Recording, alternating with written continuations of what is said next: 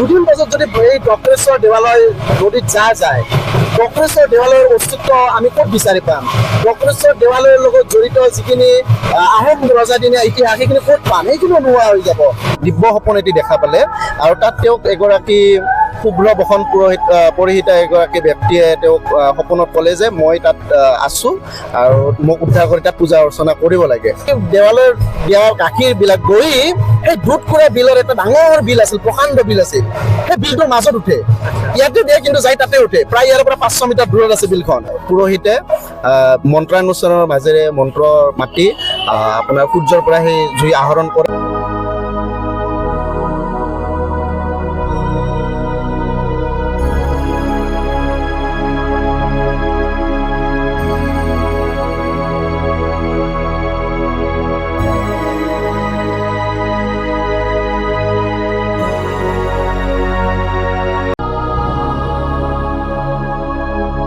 প্ৰিয় বন্ধু বান্ধৱীসকল, মই আহিছোঁ আজি ঐতিহাসিক ডক্টৰেশ্বৰ দেৱালয়লৈ মই আজি আহিছোঁ। আৰু যিহেতুকে শাওণ মাহৰ আজি শেষৰটো সোমবাৰ, আৰু এই শেষৰটো সোমবাৰত এই দেৱালয়খনতনো কি হয়, কেনেকুৱা ধৰণে কাৰ্যসূচীবোৰ আৰম্ভ কৰে, সকলোখিনি মই আজি জানিম। আৰু লগতে মই জানিম দেৱালয়খনৰ কিছু ইতিহাস সম্পৰ্কে কিছু কথা জানিম। মোৰ লগত আছে এই অঞ্চলৰে স্থানীয় লোক শৈলেন্দ্ৰ মজুমদাৰ দা মোৰ কাষত আছে। আপোনাক মোৰ চেনেললৈ স্বাগতম জনাইছোঁ।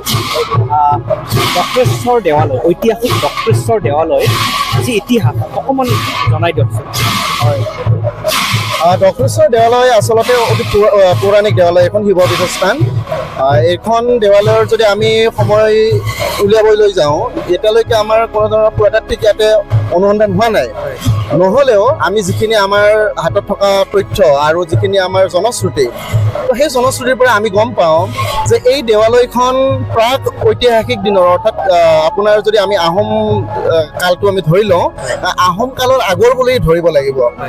এতিয়া আপুনি চাব, আমাৰ দেৱালয়ৰ যিটো কাহিনী, মানে উৎপত্তি কাহিনী, সেইটো মই চমুকৈ কৈছোঁ।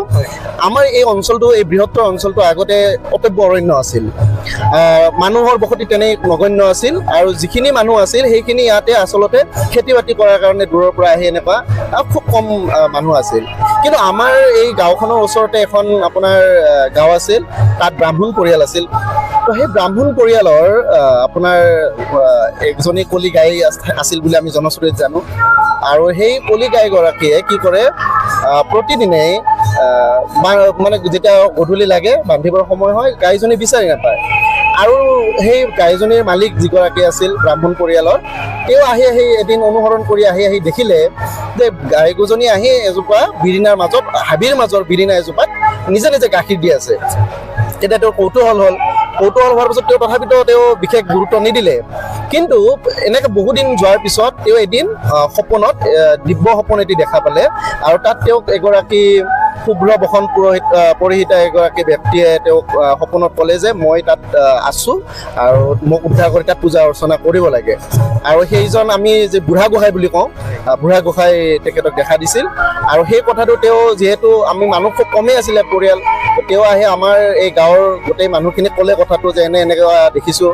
তো গাঁৱৰ মানুহখিনি প্ৰথমতে বিশ্বাস কৰিবলৈ টান পাইছিল কথাখিনি। কিন্তু পিছত যেতিয়া আৰু তেনেকুৱা ঘটনা তেওঁৰ লগত হ'ল, তো গাঁৱৰ মানুহখিনি আহি হাবি জংঘল চাফা কৰি সেই বিৰিণাজোপা যেতিয়া খান্দিলে, তাত এটা শিৱলিংগ পালে। বৰ্তমান আমাৰ যিটো শিৱলিংগ আপোনালোকে দেখিছে, সেইটো সেই শিৱলিংগটো। তেতিয়া ৰাইজে ভাবিলে যে শিৱলিংগটো ইয়াতে বহুত দূৰত, গাঁৱৰ পৰা বহুত দূৰত, ইয়াতে হাবিৰ মাছ, বাঘ, সিংহ বহুত কিবা কিবি আছে, গতিকে আমি ইয়াৰ পৰা শিৱলিংগটো উঠাই নি গাঁৱৰ মাজত প্ৰতিষ্ঠা কৰিম। আৰু তাৰ কাৰণে হাতী এনেকৈ বহুত ব্যৱস্থা কৰিলে উঠাই নিয়াৰ কাৰণে, কিন্তু কোনোপধ্যেই শিৱলিংগটো উঠাব নোৱাৰিলে। আৰু পিছত সেইগৰাকী ব্ৰাহ্মণে দিব্য সপোন দেখিলে যে নহয়, মই তাতেই থাকিম, মোক তাতেই পূজা অৰ্চনা কৰিব লাগিব। তো তেতিয়া আমাৰ এই অঞ্চলৰ অঞ্চল মানে আমাৰ গাঁওখনৰ মানুহটো নাছিলে, আমাৰ গাঁওখনৰ মানুহে তাত সৰুকৈ এটা মন্দিৰ সাজিলে আৰু তাত নিয়মীয়া পূজা অৰ্চনা কৰিবলৈ ধৰিলে। আৰু সেই ব্ৰাহ্মণ পৰিয়ালটোৱে তাত মানে পুৰোহিত্য কৰিলে। যি নহওক, এনেকৈ কালক্ৰমত এনেকৈ গৈ চলি থাকিল। মানুহ কিন্তু লাহে লাহে দুই এঘৰ বাঢ়িল। যেতিয়া এতিয়া আমি যিখিনি তথ্য আমাৰ হাতত আছে, এইখিনি আমাৰ হাতত নথকা তথ্য, আমি জনশ্ৰুতিত শুনা কথা। কিন্তু আমাৰ হাতত যিখিনি তথ্য আছে, যেতিয়া আপুনি গম পাব শিৱসিংহ, আহোম স্বৰ্গদেউ শিৱসিংহই এটা সময়ত গৈ শৈৱপন্থী হ'ল।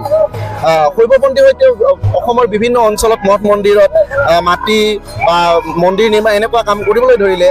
আৰু সেই সময়ত শিৱসিংহদেৱে আমাৰ এই দেৱালয়ৰ কথা যেতিয়া শুনিলে, তেতিয়া তেওঁ আহি এই দেৱালয়খনৰ পৰিত্যক্ত অৱস্থা দেখা পালে, ভঙা চিঙা অৱস্থা দেখা পাই তেওঁ কি কৰিলে, এইটো পুনৰ নিৰ্মাণৰ ব্যৱস্থা কৰিলে।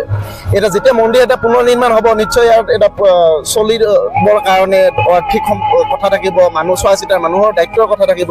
তো তেতিয়া তেওঁ কি কৰিলে, আমাৰ এই গাঁওখন যিখিনি মানুহ সিঁচৰিত হৈ আছিল, বিশেষকৈ মই ক'লো খেতি বাতি কৰাৰ কাৰণে আছিল।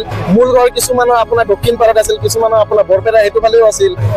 মানুহখিনিক তেওঁলোকে কি কৰিলে, আনি পেলাই ইয়াতে যাতে একেলগে থাকিব পাৰে, মন্দিৰটো চোৱা চিতা কৰিব পাৰে, তাৰ বাবে তেওঁলোকে কি কৰিলে, ইয়াত মাটি দান কৰিলে। যিটো নিষ্পিখাৰাজ মাটি আমি যিটো আমাৰ আহোম স্বৰ্গদেৱে দান কৰিছিল আগতে তামৰ পুলি যোগে, সেই তামৰ পুলি যোগে আমাৰ ইয়াত প্ৰায় 400 বিঘা মাটি দান কৰিলে। আৰু দান কৰি সেই দান কৰা মাটিতে আমাৰ গাঁওখনৰ প্ৰতিষ্ঠা কৰাই দিলে। এটা ডাঙৰকৈ এটা বিল খান্দি দিলে, যাতে দেৱালয়ৰ আৰ্থিক ইনকামো হৈ থাকে। আৰু খেতি বাতি কৰি মানুহ থাকিবৰ কাৰণে খেতিৰ মাটিও বহু সংখ্যক দি দিলে, 400 বিঘা আনুমানিক।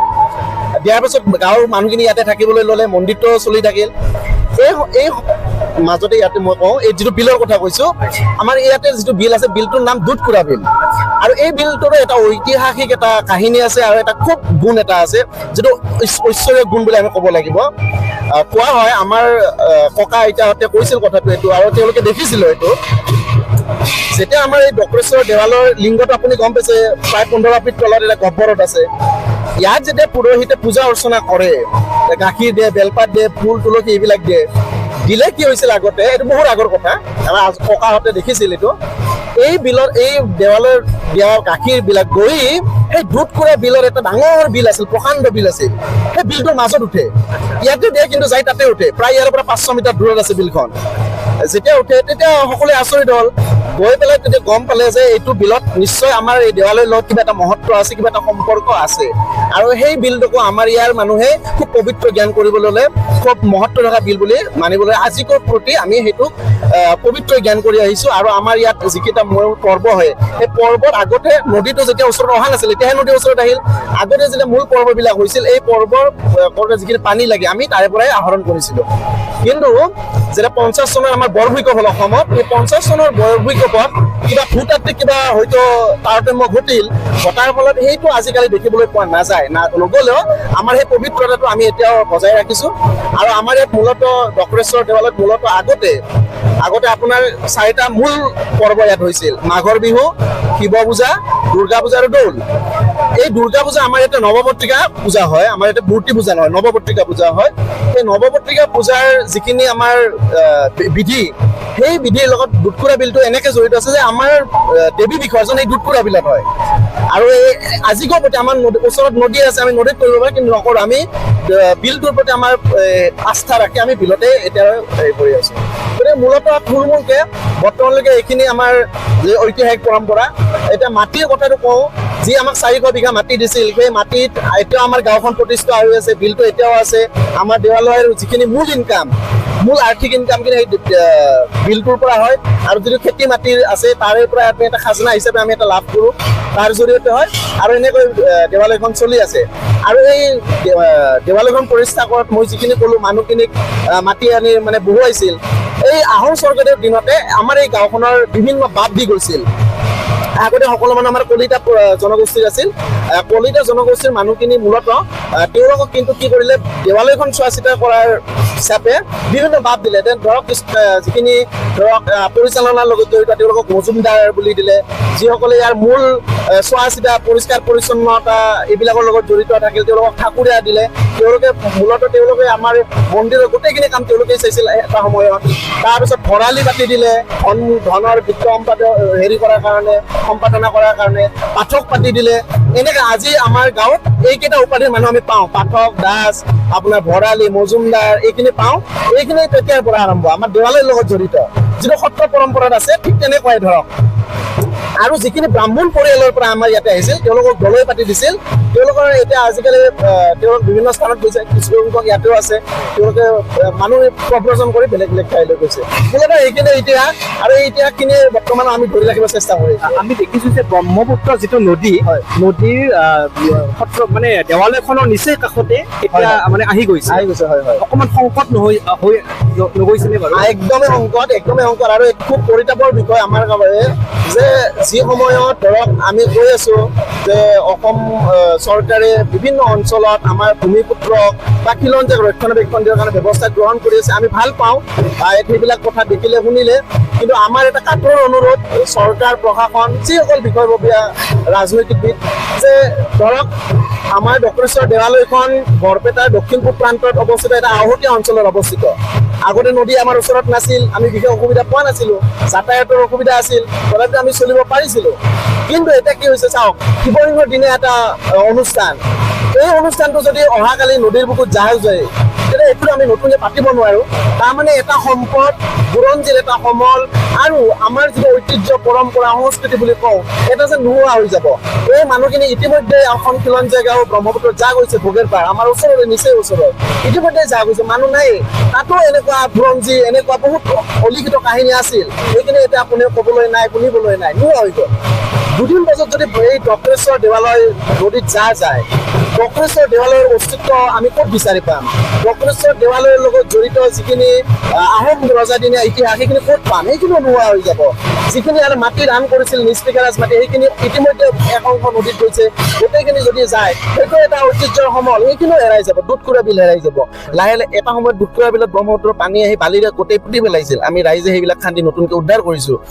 চৰকাৰেও তাত হেৰি আছিল সহায় আছিল নিশ্চিতভাৱে আছিল কিন্তু কথাটো হ'ল কি এতিয়া এনেকুৱা পৰিস্থিতি হৈছে আপোনালোকে দেখিছে এইটো দেৱালয় তাৰ পৰা 50 মিটাৰো নহয় ব্ৰহ্মপুত্ৰ নদী আৰু ব্ৰহ্মপুত্ৰ নদীত দুখৰ বিষয় এইটো ইমান উন্নয়নমূলক কাম অসমত হৈ আছে আমি সকলোৱে প্ৰশংসা কৰোঁ কিন্তু আমাৰ এই অঞ্চলটোত যদি চাওঁ ভোগেৰ পাৰৰ পৰা ধৰক বহৰী সত্ৰই ধৰক আমি এইখিনি অঞ্চলৰ আমি কথা সচৰাচৰ কওঁ এইখিনি খিলঞ্জীয়া বসতি প্ৰধান অঞ্চল খিলঞ্জীয়া বসতি প্ৰধান অঞ্চলত যিটো স্থায়ী যিটো সুৰক্ষাৰ ব্যৱস্থা হ'ব লাগে সংৰক্ষণৰ যিটো ব্যৱস্থা হ'ব লাগে আমি আশা কৰা ধৰণে এতিয়ালৈকে হোৱা নাই কিন্তু আমাৰ বিশ্বাস যে আমি আশা কৰোঁ যে হয়তো অনাগত দিনত হ'ব আৰু যিহেতু এইখন এটা ঐতিহ্যপূৰ্ণ ঠাই গতিকে ইয়াত পৰ্যটনস্থলী হিচাপে গঢ় দিয়াৰ এটা সুবিধা আছে আমাৰ ইয়াতে ধৰক বৰপেটাত এতিয়া আমি পৰ্যটনস্থলী হিচাপে নতুনকৈ গঢ় দিয়াৰ কাৰণে আমি বৰপেটাৰ মানুহে আমি আশা কৰোঁ বৰপেটাত যিমান ধৰণৰ পৰ্যটনৰ উন্নয়ন হ'ব লাগিছিল এইটো ক'লে বেয়া লাগে কিন্তু এতিয়ালৈকে হোৱা নাই বৰপেটা সত্ৰই কওঁ পাটবাহী সত্ৰই কওঁ বহৰী সত্ৰই কওঁ মূল যিখিনি সত্ৰ আমাৰ চাৰিগুৰুৰ মিলনভূমি বৰপেটা কিন্তু সিমান উন্নয়ন হোৱা নাই ঠিক সেই চাৰিগুৰুৰ মিলনভূমিৰ লগতে এই ঐতিহ্যপূৰ্ণ স্থান ডক্টৰেশ্বৰ দেৱালয় গতিকে এই গোটেই অঞ্চলটোৰ যদি আমি পৰ্যটন উন্নয়ন কৰিব লাগে নিশ্চিতভাৱে আমি ইয়াৰ আন্তঃগাঁথনি উন্নয়ন কৰিব লাগিব যাতায়াত ব্যৱস্থা উন্নয়ন কৰিব লাগিব ব্ৰহ্মপুত্ৰই হওক বা অন্য ধৰণৰ যিখিনি আমাৰ সুৰক্ষাৰ প্ৰতি ভাবুকি সেই সুৰক্ষাৰ প্ৰতি ভাবুকিৰ আমি উপযুক্তভাৱে বিজ্ঞানসন্মতভাৱে তাৰ প্ৰতিকাৰৰ ব্যৱস্থা ল'ব লাগে তেতিয়াহে আমাৰ এই ঐতিহ্যবিলাক বাচি থাকিব গতিকে আপুনি যিটো ক'লে যে ব্ৰহ্মপুত্ৰ এতিয়া আমাৰতো সন্দেহ আমি যে কেতিয়া আমি এই দেৱালয়খন নদীত যাব কেতিয়া ইয়াৰ মানুহখিনি নোহোৱা হ'ম ইয়াৰ পৰা আমাৰ অস্তিত্বই নোহোৱা হৈ যাব এইটো খুব দুখৰ বিষয় আমি দেখিছোঁ যে ঐতিহাসিক এই দেৱালয়খনত ৰাতিপুৱাৰে পৰা পানী তোলাৰ যি পৰ্ব বা 3 বছৰৰ মূৰে মূৰে এটা যজ্ঞ অনুষ্ঠিত হয় যিটো আজি আমি পাইছোঁ বা যজ্ঞৰ কিছুমান প্ৰচেছ আছে যি জুইখিনি আমি দেখিছোঁ যে সূৰ্যৰ পৰা অকণমান কথাখিনি কৈ দিয়কচোন হয় তাৰমানে আমাৰ কি হয় আমাৰ প্ৰতি শাওণ মাহত আমি ইয়াতে যিহেতু এইখন দেৱালয় শিৱপীঠস্থান আমি শাওণ মাহৰ পবিত্ৰতাৰ প্ৰতি লক্ষ্য ৰাখি আমি শ্ৰাৱণী শিৱ পূজা যাক আমি বলবম বুলি কওঁ বলবমৰ অনুষ্ঠান আমি আয়োজন কৰোঁ আমি প্ৰতি বছৰে এইটো কৰোঁ এইবাৰ আমাৰ 15 বাৰ্ষিক 15 সংখ্যক এইটো অনুষ্ঠান আৰু আমাৰ এই দেৱালয়ত আমি কি কৰোঁ মাহজোৰা কাৰ্যসূচী এইটো থাকে শিৱ পূজা বলবমৰ মাহজোৰা কাৰ্যসূচী বিভিন্ন কাৰ্যসূচী থাকে তাৰ লগত সংগতি ৰাখি আমি প্ৰতি 3 বছৰৰ মূৰে মূৰে বিশ্ব কল্যাণাৰ্থে ৰাইজৰ কল্যাণৰ অৰ্থে আমি শ্ৰী শ্ৰী মহাৰুদ্ৰ যজ্ঞ অনুষ্ঠান অনুষ্ঠিত কৰোঁ আৰু সেই মৰ্মে এইবাৰ আমি ত্ৰিবাৰ্ষিক ৰুদ্ৰ যজ্ঞ অনুষ্ঠান ভাগ আয়োজন কৰিছোঁ আৰু আপুনি দেখিছে ইয়াৰ বিভিন্ন আমাৰ প্ৰায় 11জন ব্ৰাহ্মণে ইয়াত অংশগ্ৰহণ কৰিব বিভিন্ন যোৱাকালিৰ পৰাই এই কাৰ্যসূচী আৰম্ভ হৈছে অধিবা তাৰপিছত আপোনাৰ বিভিন্ন ধৰণৰ শ্ৰাদ্ধা দিয়ে এনেকৈ বিভিন্ন ধৰণৰ কাৰ্যসূচী হৈছে আজি আমাৰ এই পানী তোলা অনুষ্ঠানতে ব্ৰহ্মপুত্ৰৰ পানী তুলিব তাৰপিছত যজ্ঞত আহুতি দিয়া হ'ব এনেধৰণৰ বিভিন্ন অনুষ্ঠান আছে আমি প্ৰতি 3 বছৰ মূৰে এই যজ্ঞানুষ্ঠানটো কৰোঁ আৰু শিৱ পূজা আমি বলবম যিটো অনুষ্ঠান আমি প্ৰতি বছৰে কৰোঁ গোটেই শাওণ মাহত চলি থাকে থাকে সোমবাৰে ৰবিবাৰে ৰাতিৰ পৰা আৰম্ভ হয়। বিভিন্ন অঞ্চলৰ অসংখ্য ভক্ত আগমন হয়। আমি প্ৰতি সোমবাৰে বিভিন্ন কাৰ্যসূচী নাম প্ৰসংগকে আদি কৰি ভাগৱত পাঠ অনুষ্ঠানকে আদি কৰি আপোনাৰ বিভিন্ন আমন্ত্ৰিত নামদল থাকে, এনে বিভিন্ন অনুষ্ঠান যিখিনি ধাৰ্মিক অনুষ্ঠান ধৰ্মীয় অনুষ্ঠানখিনি থাকে। আৰু প্ৰতি সোমবাৰে আমাৰ ইয়াত যিমান ভক্তৰ সমাগম হয় গোটেই সকলো ভক্তকে আমি যিমান সাধ্য নোৱাৰে সিদ্ধভোগ পায়স প্ৰসাদ এইবিলাকৰ ব্যৱস্থা কৰোঁ। আৰু এইটো ইণ্টাৰেষ্টিং কথা পাইছোঁ যে যজ্ঞৰ যি জুই হয় সেইখিনি মানে হাতেৰে হয়, সেইটো নকৰে। সেইটো বৈদিক নিয়ম আছে।